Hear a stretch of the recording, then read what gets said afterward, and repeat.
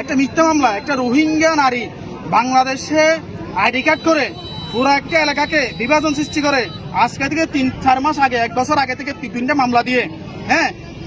এবং গতকালকে সরকার পরিবর্তন হওয়ার পরে আমরা আশা করছিলাম বাংলাদেশে কোনো বৈষম্য সৃষ্টি হবে না, প্রশাসন কোনো মামলা বাণিজ্য করবে না। কিন্তু দুঃখের বিষয়, এই পর্যন্ত এসে 24 গণঅভ্যুত্থান পরে এসেও আমরা প্রশাসন যে মামলা বাণিজ্য করতেছি আমরা দেখে ঘুমন্ত অবস্থায় 3 জন ব্যক্তি, আব্দুল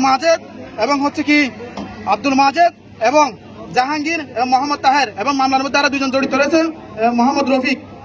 মিথ্যা মামলা প্রত্যাহার চেয়ে আমরা আজকে থানার মধ্যে রাজপথে এসে নামতে আমরা বাধ্য হয়েছি।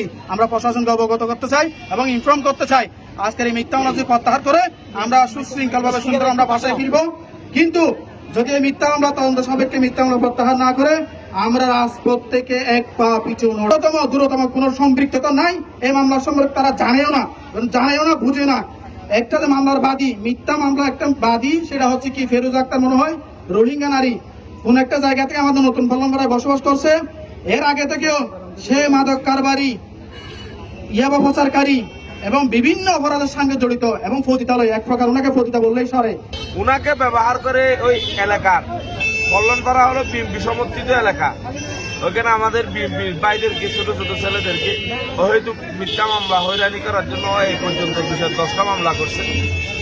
আমি মনে করবো প্রশাসনকে, এখানে প্রশাসনের কোনো দোষ নেই, তবে প্রশাসনকে একটা উদ্দেশ্যের কথা বলবো, আমরা আগের বাংলাদেশ চাই না, এখন সুন্দর একটা সুশৃঙ্খল বাংলাদেশ বিনির্মাণে আপনারা যেই মামলা হোক না কেন পঙ্গানুপঙ্গানুভাবে তদন্ত করে সঠিক যাচাই বাছাই করে জিনিসটা করার জন্য।